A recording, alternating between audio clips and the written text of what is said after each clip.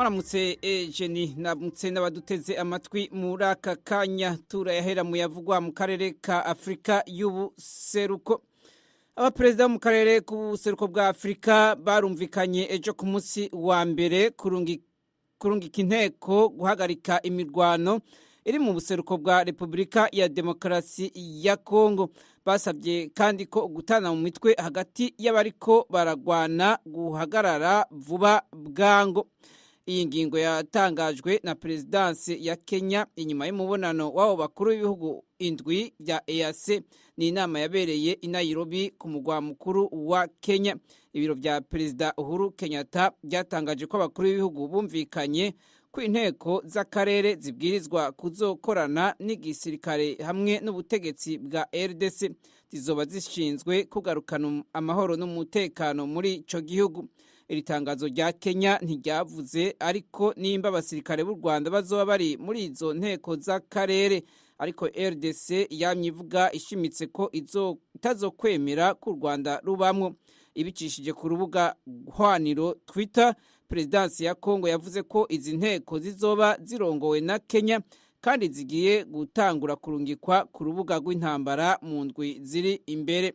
Perezidansi ya Kongo ivuga kandi ko ata basirikare b'u Rwanda bazoba bari muri izo nteko. Perezida wa RDC Felix Tshisekedi na Paul Kagame w'u Rwanda bari bitabiriye iyo nama yatumwe ko na Perezida Uhuru Kenyatta wa Kenya, yarimwo kandi na ba Perezida b'u Burundi, Sudani y'Ubumanuko, Uganda hamwe na ambasaderi aserukira Tanzania i Nairobi. Ahandi havugwa irungikwa ry'abasirikare kubungabunga amahoro n'umutekano ni muri Guinea Bissau. Ibihugu vyo mu burengero bwa Afrika bihurikiye muri CEDEAO byaratanguye kurungika inteko zo kugarukana umutekano muri Guinea Bissau ejo ku munsi wa mbere. Guinea Bissau yinjiye mu ruhagarara igihe Perezida Yarusimba agira kubitwe kudeta mu kwezi kwa kabiri uyu mwaka. Izi nteko zigizwe n'abasirikare 600 bava muri Nigeria, Senegal, Cote d'Ivoire na Ghana. Umukuru azirongoye Mohamed Al-Hassan yavuze ko zizokwiragizwa mu gihugu cyose, zizomara ikiringo cy'umwaka umwe kandi zizokongerwa ibindi biringo bibaye ngombwa. Perezida Omaro Sisoko Embalo wa Guinea Bissau yarahatswe gukurwa ku butegetsi biciye muri kudeta ku itariki ya mbere y'ukwa kabiri. Ico gihe hapfuye abantu 11. Muri iyo ndwi nyene CEDEAO yaciye yemeza kuzorungika inteko zija kugarukana umutekano muri ico gihugu.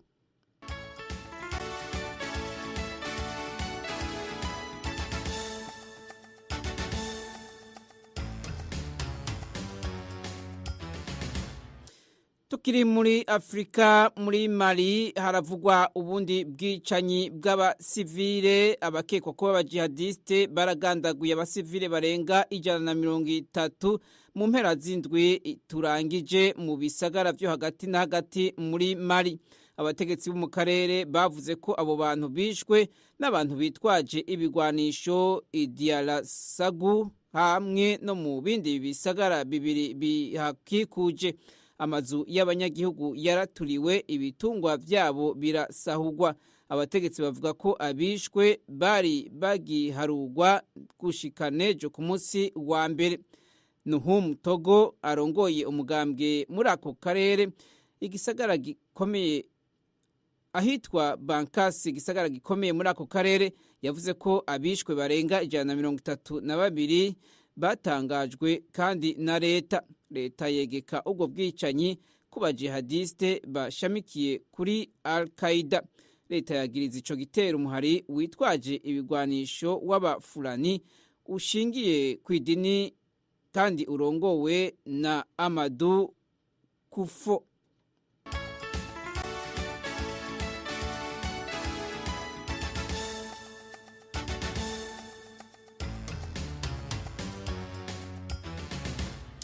Mihevugwa hanze y'umugabane wa Afrika, intambara muri Ukraine hamwe n'Uburusiya irabandanya. Perezida wa Ukraine Volodymyr Zelensky yagirije Uburusiya kuzibira ingano zirungikwa ku mugabane wa Afrika kandi arivyo ngo bituma ibiciro by'ibifungurwa biduga cyane ku mugabane wa Afrika.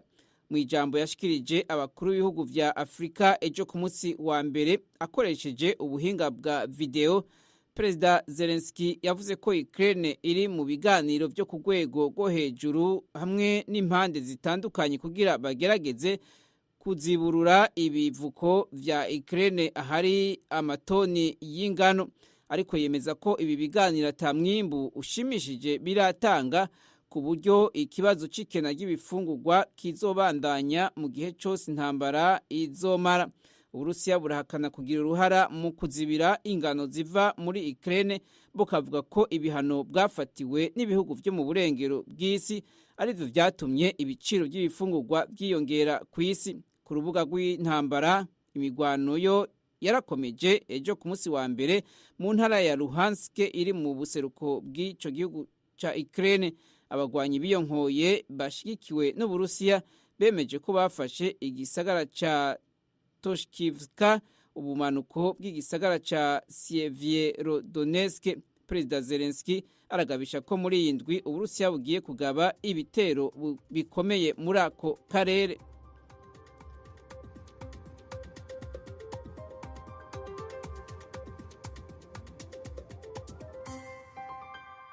Aloyizi Bigirimana, urakoze kutugezaho aya makuru avugwa hirya no hino ku isi.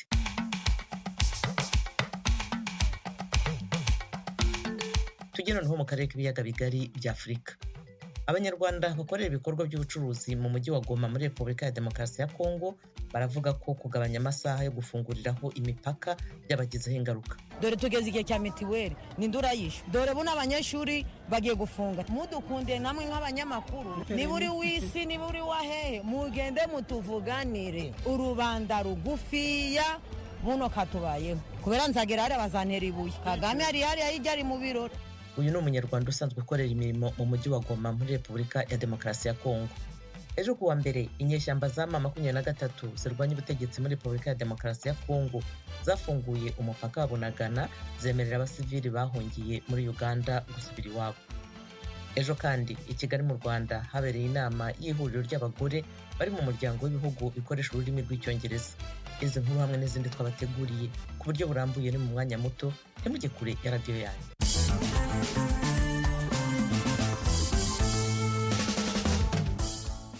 Amakuru yo mu karere k'ibiyaga bigari. Guhera ku cyumweru mu Rwanda harabera inama y'ibihugu bigize umuryango wa Commonwealth uhuza ibihugu bikoresha ururimi rw'icyongereza. Kuri uyu wa mbere hatangiye inama y'ihuriro ry'abagore bari muri uwo muryango. Asumta Kaboyi afite inkuru irambuye. Iryo huriro rikubiye mu bikorwa by'ingenzi bigize inama y'abakuru b'ibihugu na guverinoma byo muri Commonwealth byatangiye kuri uyu wa mbere ikazasoza ku wa gatandatu w'iki cyumweru. Iryo huriro rihurije hamwe abayobozi b'abagore mu nzego zitandukanye zo mu bihugu bigize Commonwealth, bakaba barimo abahagarariye inzego za societe civile, abikora n'imiryango mpuzamahanga.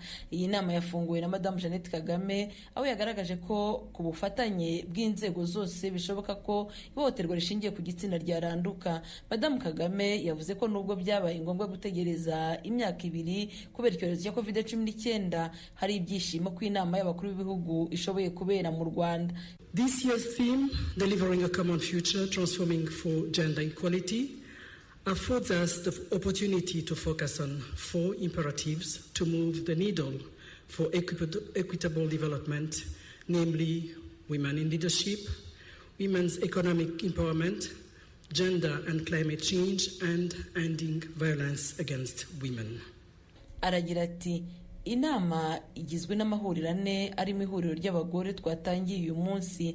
Insanganyamatsiko y'uyu mwaka ni ukubaka ejo hazaza duhuriyeho tuzirikana uburinganire bw'ibitsina. Ni umwanya mwiza wo kwibanda ku nkingi 4 za ngombwa kugira ngo dushobore kugera ku iterambere rihuriweho na bose. Izo nkingi ni umugore mu buyobozi, kongerera umugore ubushobozi mu bukungu, uburinganire n'ihindagurika ry'ikirere, ndetse no guca ihohoterwa rikorerwa abagore. Umufasha w'umukuru w'igihugu cy'u Rwanda yavuze ko iri huriro ribaye mu gihe aho gufata ku ngufu abagore n'abakobwa byabaye intwaro y'intambara mu myaka 30 ishize mu Rwanda.